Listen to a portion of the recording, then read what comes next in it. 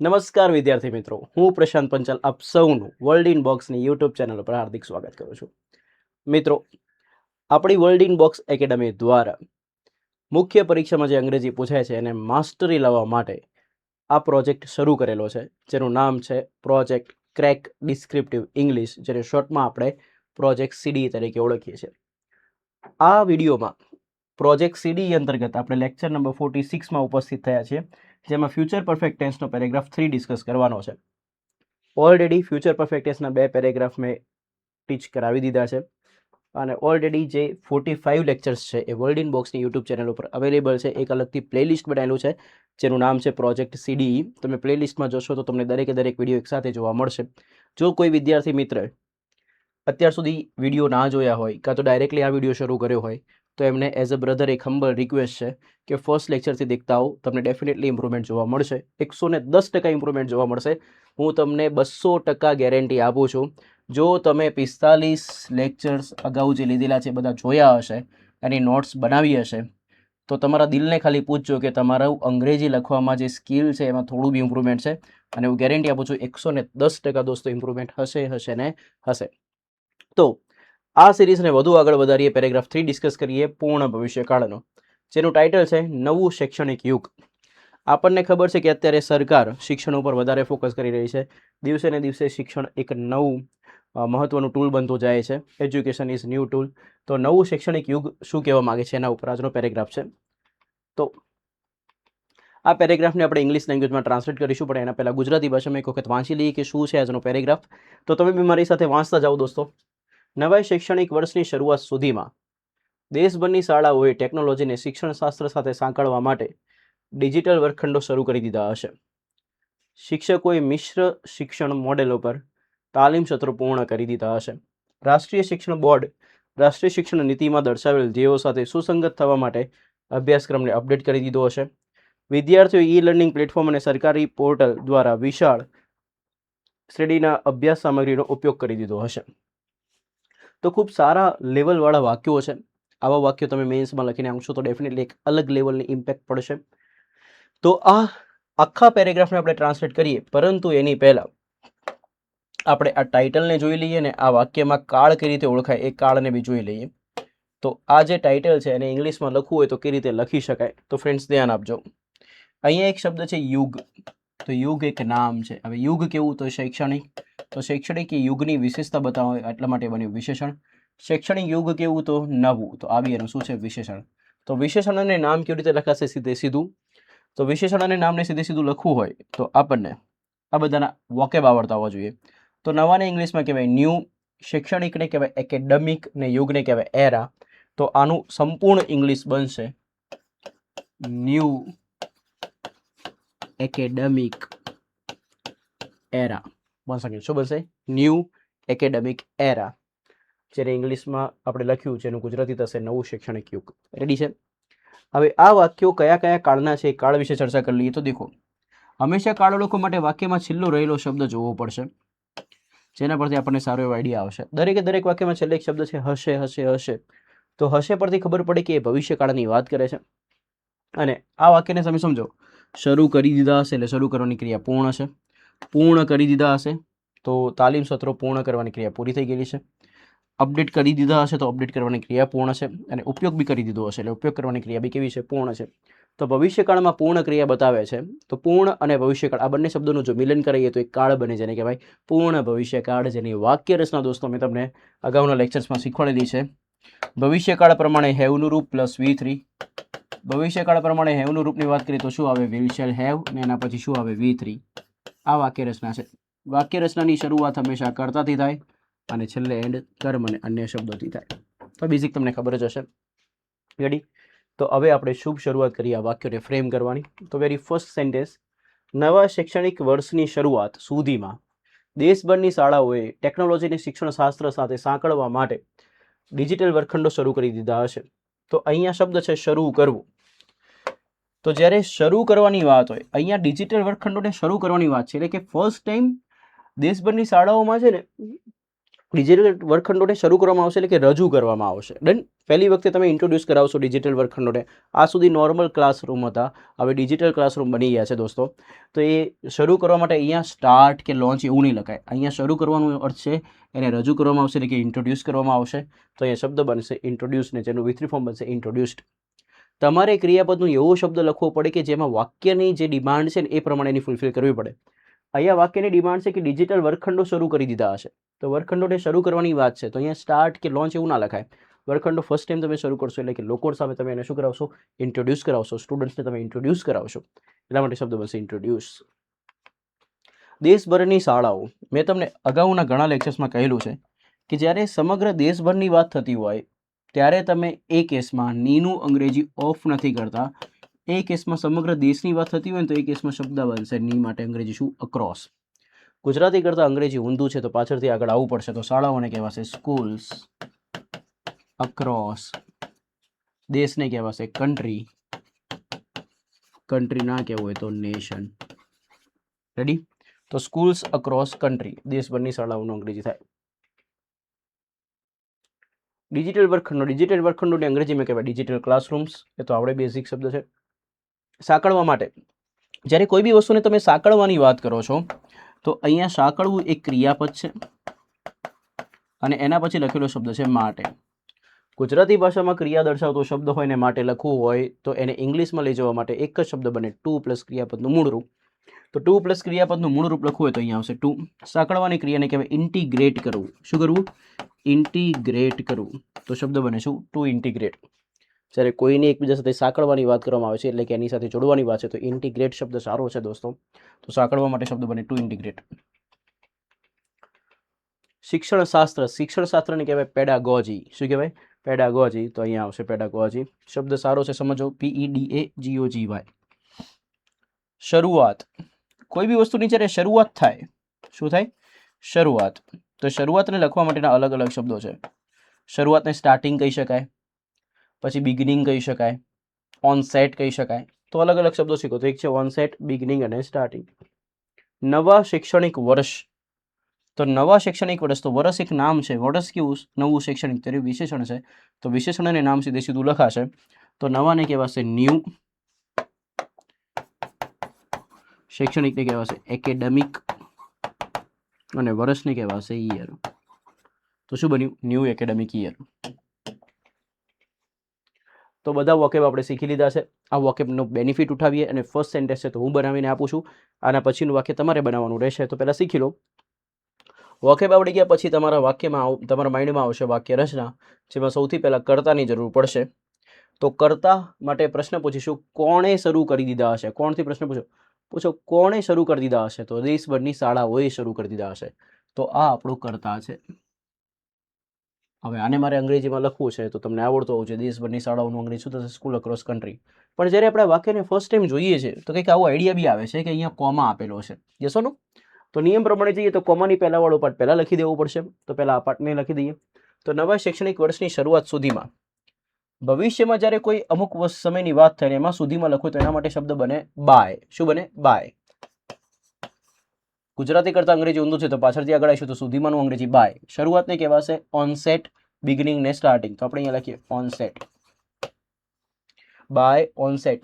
નો ના નીનું અંગ્રેજી થશે ઓફ. નવા શૈક્ષણિક વર્ષને કહેવાય ન્યૂ એકેડેમિક યર. પછી આવશે કોમા. રેડી? મારી પાસે સ્પેસ ઓછી હોવાના લીધે હું અહીંયાથી બધા વાક્ય બતાવી દઉં છું જેથી હું આરામથી આ વાક્યને ફ્રેમ કરી શકું દોસ્તો. તો મેં જસ્ટ વાક્યને રિમૂવ કરી દીધા. તો by onset of new academic year. Onset ના લખું તો by beginning of new academic year કાં તો by starting of new academic year. આવું બી લખી શકાય. ડન?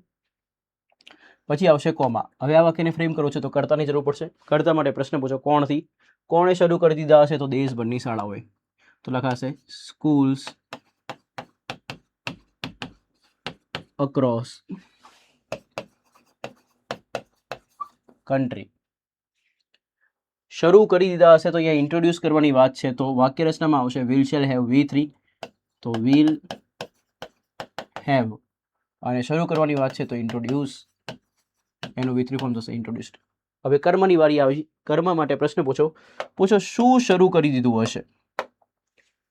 શું શરૂ કરી દીધા હશે? તો ડિજિટલ વર્ગખંડો શરૂ કરી દીધા હશે. તો ડિજિટલ વર્ગખંડો માટે લખે છે ડિજિટલ ક્લાસરૂમ્સ. હવે વધેલા જેટલા બી શબ્દો છે દોસ્તો, એ બધા જ શબ્દોને કહેવાશે અન્ય શબ્દો. તો અન્ય શબ્દો ક્યાંથી છે? તો ટેકનોલોજીને શિક્ષણ શાસ્ત્ર સાથે સાંકળવા માટે આ અન્ય શબ્દો થઈ ગયા. તો તમને ખબર છે ગુજરાતી કરતાં અંગ્રેજી ઊંધું તો પાછળથી આગળ આવવું પડશે. તો સાંકળવા માટે લખાશે ટુ ઇન્ટિગ્રેટ. હવે આ જેવું ક્રિયાપદ આવે તેનો કર્મ શોધવાનો ટ્રાય કરવાનો. પૂછો શું કાં તો કોનેથી પ્રશ્ન પૂછો, એ કર્મ બનશે ને આની પછી લખાશે. પૂછો કોને સાંકળવા માટે, તો જવાબ મળે છે ટેકનોલોજીને. તો આ કર્મ છે ને, કર્મના એન્ડમાં નો નાની નું હોય તો એને લખાશે નહીં. તો અહીંયા શબ્દ આવશે ટેકનોલોજી. જ્યારે ક્રિયાપદ આવે ત્યારે એનો કર્મ શોધવાનો ટ્રાય કરવાનો, મળી જાય તો કર્મ લખવો પડે, પણ કર્મ ક્યાં લખવાનો? તો ક્રિયાપદની પછી ટેકનોલોજી. હવે બાકીના વધેલા શબ્દો શું? શિક્ષણ શાસ્ત્ર સાથે, તો ગુજરાતી કરતાં અંગ્રેજી ઊંધું તો પાછળથી આગળ આવો. સાથેનું અંગ્રેજી વિથ. શિક્ષણ શાસ્ત્રને કહેવાય પેડાગોજી. રેડી છે? ઓકે, પતી. તો શું બન્યું વાક્ય? By onset of new academic year, schools across country will have introduced digital classrooms to integrate technology with pedagogy. With pedagogy, technology એવું કેમ ના આવ્યું? કારણ કે ઇન્ટિગ્રેટ કરવાનું કર્મ કોણ છે? ટેકનોલોજી. તો ક્રિયાપદ પછી તરત કર્મ આવે ને પછી અન્ય શબ્દો આવે દોસ્તો. આ ટેકનોલોજી કયા ક્રિયાપદનો કર્મ છે? ઇન્ટિગ્રેટનો. ડિજિટલ ક્લાસરૂમ કયા ક્રિયાપદનો કર્મ છે? તો ઇન્ટ્રોડ્યુસનો. રેડી? ઓકે. તો ખૂબ સરસ મજાનું વાક્ય હતું. ખૂબ સારા વાક્ય બી શીખવા મળ્યા હશે. તો આઈ હોપ તમને આ વાક્યમાં ખબર પડી હશે. તો આપણે નેક્સ્ટ વાક્ય તરફ આગળ વધીશું. મેક્સિમમ લેક્ચરને લાઇક કરી દો, શેર કરી દો અને કમેન્ટ કરી દો ઓફિસર્સ. શિક્ષકોએ મિશ્ર શિક્ષણ મોડેલો પર તાલીમ સત્રો પૂર્ણ કરી દીધા હશે. તો વોકેબ જોઈ લઈએ. પૂર્ણ કરવું એટલે કે કમ્પ્લીટ કરવું, જેનું V3 ફોર્મ થશે કમ્પ્લીટેડ. તાલીમ સત્રોને કહેવાય, સત્રો નામ છે, તાલીમ એનું વિશેષણ છે. તાલીમ સત્રોને કહેવાય ટ્રેનિંગ સેશન્સ. શું કહેવાય? Training sessions. કોઈના પર જ્યારે કામ કરવાની વાત હોય તો એના માટે શબ્દ આવે ઓન. મિશ્ર શિક્ષણ મોડેલો, તો મોડેલો નામ છે, મિશ્ર શિક્ષણ એનું વિશેષણ છે. તો વિના કે સીધી કોઈ બી વસ્તુને મિશ્ર કરીને રાખો ને તો મિશ્ર કરવાની ક્રિયાને કહેવાય બ્લેન્ડ કરવું. શું કરવું? બ્લેન્ડ. તો આ મિશ્ર થયેલું છે ઓલરેડી, તો એના પરથી શબ્દ બનશે બ્લેન્ડેડ. શિક્ષણ એટલે કે એજ્યુકેશન.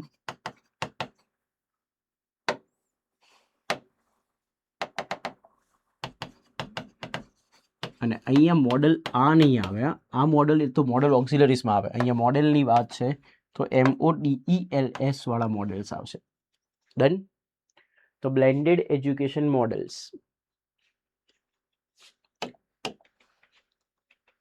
તો બધા વોકેબ આપણી પાસે છે. શિક્ષકોને કહેવાય ટીચર્સ કહી શકાય, એજ્યુકેટર્સ કહી શકાય. ઠીક છે? તો આપણે હવે સરસ મજાના વાક્યને બનાવીએ. તો સૌથી પહેલાં કર્તાની જરૂર પડશે ને કર્તા માટે પ્રશ્ન પૂછીશું કોણથી. પૂછો કોણે સત્રો પૂર્ણ કરી દીધા હશે? તો શિક્ષકોએ. તો કર્તામાં લખીશું ટીચર્સ.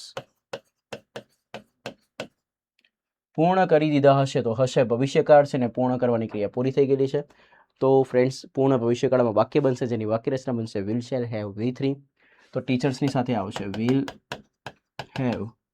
પૂર્ણ કરવા માટે શબ્દ બને કમ્પ્લીટેડ. તો ટીચર્સ વિલ હેવ કમ્પ્લીટેડ. પૂછો હવે કર્મ માટે શેનાથી પ્રશ્ન પૂછો? શું અથવા કોનેથી પૂછો? શું પૂર્ણ કરી લીધું હશે? તો તાલીમ સત્રો. તો અહીંયા આવશે ટ્રેનિંગ સેશન્સ. હવે વધેલા શબ્દોને કહેવાય અન્ય શબ્દો. તો મિશ્ર શિક્ષણ મોડેલો પર તો શું આવશે? ઓન. મિશ્ર માટે મિક્સ નહીં, મિશ્ર માટે અહીંયા વાત છે મિશ્ર કરવું તો બ્લેન્ડેડ એજ્યુકેશન મોડેલ્સ. રેડી? તો શું બન્યું વાક્ય? Teachers will have completed training sessions on blended education models. તો સરસ મજાનું વાક્ય રેડી થઈ ગયું છે. રાષ્ટ્રીય શિક્ષણ બોર્ડ રાષ્ટ્રીય શિક્ષણ નીતિમાં દર્શાવેલ ધ્યેયો સાથે સુસંગત થવા માટે અભ્યાસક્રમને અપડેટ કરી દીધો હશે. ખૂબ સારું વાક્ય છે. રાષ્ટ્રીય શિક્ષણ બોર્ડ, બોર્ડ નામ છે, શિક્ષણ એનું વિશેષણ, રાષ્ટ્રીય બી એનું વિશેષણ. તો વિના કેવી સીધી. આને ઇંગ્લિશમાં કહેવાય નેશનલ. શિક્ષણને કહેવાય એજ્યુકેશન ને બોર્ડ એટલે બોર્ડ. નેશનલ એજ્યુકેશન બોર્ડની આગળ ધ આર્ટિકલ લાગશે તો શું બનશે? The national education board. Update કરવું તો અંગ્રેજી જ વર્ડ છે અપડેટ. અપડેટનું વિથરી થાય તો અપડેટેડ. અભ્યાસક્રમ. અભ્યાસક્રમ માટે ઘણા બધા લોકો છે ને શબ્દ લખતા હોય સિલેબસ, પણ જ્યારે અહીંયા અભ્યાસક્રમની વાત થાય ને તો શિક્ષણના રિગાર્ડિંગ અભ્યાસની વાત છે. તો સ્કૂલમાં જ્યારે અભ્યાસક્રમ કે કોલેજમાં જ્યારે અભ્યાસક્રમની વાત થાય ને ત્યારે ખાલી એજ્યુકેશનની વાત ન થતી હોય, એમાં અલગ એક્ટિવિટી બી હોય, કલ્ચરલ એક્ટિવિટી હોય, સ્પોર્ટ્સ એક્ટિવિટી હોય, કોઈ ફંક્શનની એક્ટિવિટી હોય, તો એ બધી એક્ટિવિટી સાથેના અભ્યાસક્રમની વાત છે. તો જ્યારે સંપૂર્ણ અભ્યાસક્રમની વાત કરવામાં આવે છે એમાં એજ્યુકેશનની સાથે એક્ટિવિટીનો બી સમાવેશ થાય તો એના માટે સિલેબસ ના લખાય. એના માટે સારો શબ્દ છે કરિક્યુલમ. સ્પેલિંગ ખાસ દેખજો, CURRICULM.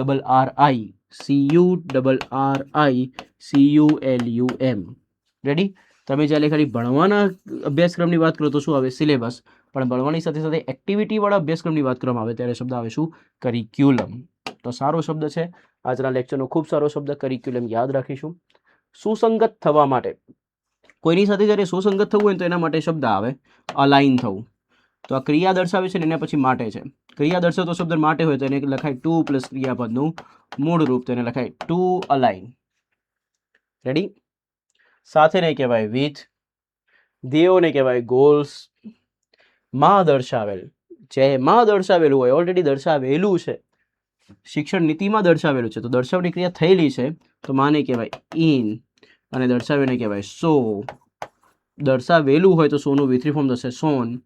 ગુજરાતી કરતાં અંગ્રેજી ઊંધું છે તો માં દર્શાવેલું અંગ્રેજી લખાશે સોન ઇન. શું લખાય? Shown in. સોન ઇન ના લખવું હોય તો બીજો શબ્દ લખાય આઉટલાઇન્ડ ઇન. આ બી શબ્દ સારો છે, આ નવો શબ્દ હશે મે બી. જ્યારે કોઈ બી વસ્તુ દર્શાવેલું એટલે શું કરેલું કહેવાય? આઉટલાઇન કરેલું કહેવાય, કાં તો સોન કરેલું કહેવાય. તો શું બનશે? Shown in and outline in. રાષ્ટ્રીય શિક્ષણ નીતિ, આ તો બહુ ચર્ચામાં રહેલો મુદ્દો છે. આનું અંગ્રેજી તમને આવડતું હશે? આનું અંગ્રેજી શું થાય તમે મને કમેન્ટ કરીને બતાવો. રાષ્ટ્રીય શિક્ષણ નીતિ, તો નીતિ નામ છે. નીતિ કહે તો રાષ્ટ્રીય શિક્ષણવાળી તો વિશેષણ છે. વિના કે સીધી સીધી રાષ્ટ્રીય શિક્ષણની નીતિને કહેવાય નેશનલ એજ્યુકેશન પોલિસી. અને એ પોલિસીની આગળ હંમેશા ધ આર્ટિકલ લાગે તો શબ્દ શું બને? The national education policy. So આપણે બધા વોકેબ જોઈ લીધા છે. આ વોકેબનો ફાયદો ઉઠાવીને આ વાક્યને ફ્રેમ કરીશું. તો ફ્રેન્ડ્સ એકદમ 100% પોતાનું અટેન્શન રાખજો. હું આ વોકેબને હટાવી દઉં છું જેથી કરીને મારા પાસે સ્પેસ આવી જાય. તો હું અમુક વોકેબને રિમૂવ કરી દઉં. Okay, now I have proper space. પૂરતી સ્પેસ છે મારી પાસે. ચલો હવે આપણે એને બનાવીએ. સૌથી પહેલાં કર્તાની જરૂર પડશે. પૂછો કોણે અપડેટ કરી દીધો હશે?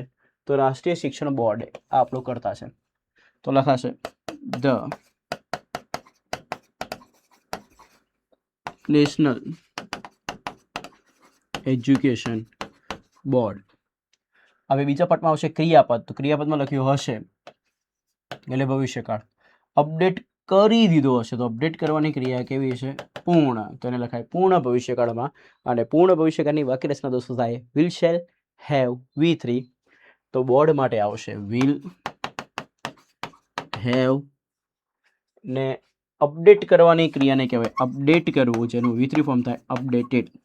સો the national education board will have updated. પૂછો કર્મ માટે શું અપડેટ કર્યું હશે અથવા કોને અપડેટ કર્યું હશે? પૂછો શું અપડેટ કરી લીધું હશે? તો અભ્યાસક્રમને. તો આપણો કર્મ છે. કર્મના એન્ડમાં ને હોય તો લખાતું નથી, તો અભ્યાસક્રમને કહેવાશે કરિક્યુલમ. રેડી? સુસંગત થવા માટે. હવે વધેલા શબ્દો બધા જ અન્ય શબ્દો છે દોસ્તો, તો એને આપણે લખીશું. પણ પહેલા અન્ય શબ્દો કયા કયા છે એની જાણ તો હોવી જોઈએ. તો જોઈ લઈએ. રાષ્ટ્રીય શિક્ષણ નીતિમાં દર્શાવેલ ધ્યેયો સાથે સુસંગત થવા માટે. આ આખો અન્ય શબ્દો છે. અન્ય શબ્દોને લખવું હોય તો પાછળથી આગળ આવવું પડે. તો સુસંગત થવા માટે એને અંગ્રેજીમાં લખાય ટુ અલાઇન. પૂછો શું સુસંગત થવા માટે? રાષ્ટ્રીય શિક્ષણ નીતિમાં દર્શાવેલ ધ્યેયો સાથે? ના, સુસંગત થવાનો જવાબ નથી મળતો. કોને સુસંગત થવા માટે? તો બી જવાબ નથી મળતો. એનો અર્થ આ ક્રિયાપદ તો છે પણ એનો કર્મ આપેલો નથી. ના આપેલો હોય તો નહીં લખવાનું, એકદમ સિમ્પલ વાત છે. તો તમારે ખાલી અહીંથી સીધું લખવાનું થશે, પાછળથી આગળ આવતા જાઓ. ધ્યેયો સાથે, તો સાથેનું અંગ્રેજી વિથ. ધ્યેયોને કહેવાશે ગોલ્સ. નીતિમાં, રાષ્ટ્રીય શિક્ષણ નીતિમાં દર્શાવેલ તો શું આવશે? Shown in the national education policy. આ એક ચોક્કસ પોલિસી હોવાના લીધે દોસ્તો એનો ફર્સ્ટ લેટર દરેકે દરેક શબ્દનો કેવો આવશે? કેપિટલ જ આવશે. So the National Education Board will have updated curriculum to align with goals shown in the National Education Policy. Ready છે? તો આઈ હોપ તમારું નોલેજ ઇમ્પ્રૂવ થઈ રહ્યું હશે, તમને રાઇટિંગ સેક્શન કઈ રીતે કરવાનું હોય એ ખબર પડી રહી હશે, તમારા વોકેબ ઇમ્પ્રૂવ થઈ રહ્યા છે દોસ્તો. એન્ડ આજના લેક્ચરનું હવે આ લાસ્ટ સેન્ટેન્સ આપણે ફ્રેમ કરવા જઈ રહ્યા છે. વિદ્યાર્થીઓ ઈ લર્નિંગ પ્લેટફોર્મ અને સરકારી પોર્ટલ દ્વારા વિશાળ શ્રેણીના અભ્યાસ સામગ્રીનો ઉપયોગ કરી દીધો હશે. ઓકે, તો વાકેબ જોઈ લઈએ. ઉપયોગ કરવો, ઉપયોગ કરવાની ક્રિયાને કહેવાય યુઝ કરવું. એનું V3 ફોર્મ થશે યુઝડ. અભ્યાસ સામગ્રી, અભ્યાસ સામગ્રીને આપણે કહી શકીએ સ્ટડી મટીરિયલ. તૈયારી કરતા હોય એટલે ઘણા બધા અભ્યાસ સામગ્રીની વાત કરતા હોય છે. સ્ટડી મટીરિયલ આપો, સ્ટડી મટીરિયલ, આ સ્ટડી મટીરિયલ સારું છે, પેલું સારું છે, તો એ અભ્યાસ સામગ્રીને જ કહેવાય શું? Study material. એકથી વધુ મટીરિયલનો ઉપયોગ કરતા હોય છે એટલે અમારે સ્ટડી મટીરિયલ્સ લખેલું છે અહીંયા. વિશાળ શ્રેણી, તો શ્રેણી એક નામ છે. શ્રેણી કેવી? વિશાળ, તો એનું વિશેષણ છે, તો વિના કેવી? સીધી સીધી. જે બી વસ્તુ વિશાળ હોય ને એને કહેવાય વાઇડ, અને શ્રેણીને કહેવાય રેન્જ. તો શું આવશે? Wide range. દ્વારા, દ્વારા માટે શબ્દ આવશે દેખો, બાય બી આવે અને થ્રુ બી આવે. પણ જ્યારે કોઈ વ્યક્તિ દ્વારા વાત થતી હોય ને તો બાય લખવાનું, પણ કોઈ વ્યક્તિ સિવાયના દ્વારા વાત થતી હોય તો થ્રુ આવશે. અહીંયા દ્વારા વાત તો થાય છે, પણ અહીંયા દ્વારા કોના દ્વારા છે? તો ઈ લર્નિંગ પ્લેટફોર્મ ને સરકારી પોર્ટલ દ્વારા. તો આ કોઈ વ્યક્તિ નથી, તો વ્યક્તિ સિવાય છે એટલે માટે થ્રુ આવશે. પણ એ લખ્યું કે રમેશ દ્વારા, તો એ કેસમાં બાય લખાય, તો બાય રમેશ. તો થ્રુ, થ્રુનો સ્પેલિંગ THROUGH. સરકારી પોર્ટલ એટલે ગવર્મેન્ટ પોર્ટલ, નોર્મલ વર્ડ છે. ઉપયોગ કરવા માટે બીજો બી એક સારો શબ્દ છે એક્સેસ કરવું. શું કરવું? એક્સેસ કરવું, જેનું V3 ફોર્મ થશે એક્સેસ્ડ. રેડી? તમારે યુઝ લખવું તો યુઝ લખી શકાય, એક્સેસ લખવું તો એક્સેસ બી લખી શકાય. ડિપેન્ડ્સ કે તમને કયો શબ્દ એક્ઝામમાં યાદ આવે છે. તો જેટલા વોકેબની જરૂર હતી એ બધા વોકેબ આપણે શીખી લીધા છે. નાવ આપણે આ વાક્યને સરસ મજાનું શું કરીએ? ફ્રેમ કરીએ. ફ્રેમ કરવા માટે થોડી ગેપ એટલે સ્પેસની જરૂર પડશે, તો હું અહીંથી આ બધા અમુક વાક્ય હટાવી દઉં છું. ચાલો, સૌથી પહેલા કર્તાની વાત કરીશું. પૂછો કોણે સામગ્રીનો ઉપયોગ કરી લીધો હશે? તો વિદ્યાર્થીઓએ.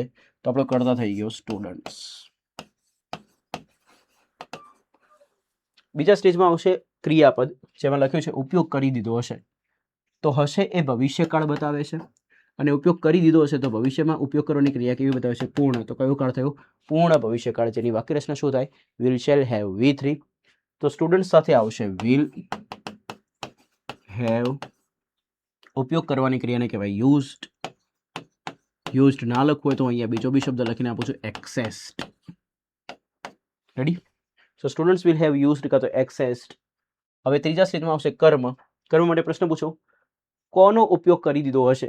તો તમને જવાબ મળે છે વિશાળ શ્રેણીના અભ્યાસ સામગ્રીનો. તમને જવાબ ખાસ ધ્યાનથી જોવાનું. શું મળ્યું? વિશાળ શ્રેણીના અભ્યાસ સામગ્રીનો. તો આ આખો કર્મ છે, ને કર્મ એન્ડમાં નોનાની નૂની આવે તો લખાતું નથી. તો અભ્યાસ સામગ્રીને કહેવાય સ્ટડી મટીરિયલ, પણ અભ્યાસ સામગ્રી બી કેવું? તો વિશાળ શ્રેણીનો. તો અભ્યાસ સામગ્રીનું આખું વિશેષણ છે. તો વિશેષણ અને નામ કેવું આવશે? સીધે સીધું. તો આખું સીધે સીધું લખાશે. તો શું બનશે વાક્ય? તો વાક્ય બનશે વિશાળ શ્રેણી એટલે કે વાઇડ રેન્જ ઓફ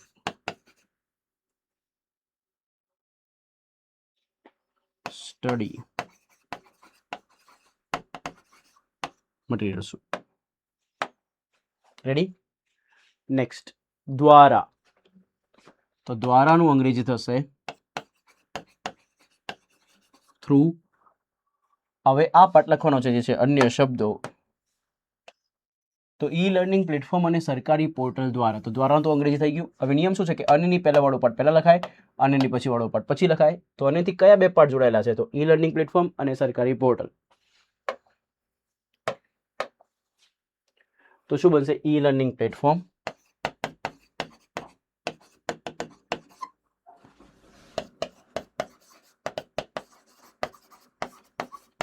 એન્ડ સરકારી પોર્ટલ એટલે કે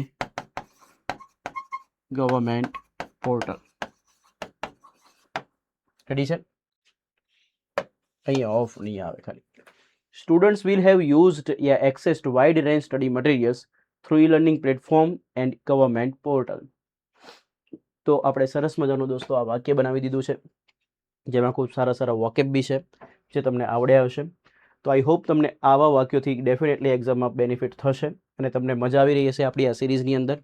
તો આપણે આજે ફ્યુચર પરફેક્ટ ટેન્સનો જે પેરેગ્રાફ હતો એ કમ્પ્લીટ ડિસ્કસ કરી લીધો છે. આ પેરેગ્રાફ ખૂબ સારો હતો. આ પેરેગ્રાફ હતો નવા શૈક્ષણિક એરા ઉપર, એટલે કે ન્યૂ એકેડેમિક એરા ઉપર. તો આઈ હોપ તમને આના વોકેબ બી ગમ્યા હશે ને આના વાક્યો બી તમને ગમ્યા હશે ને તમારામાં ડેફિનેટલી ઇંગ્લિશ લેંગ્વેજને લઈને ઇમ્પ્રુવમેન્ટ આવ્યું છે.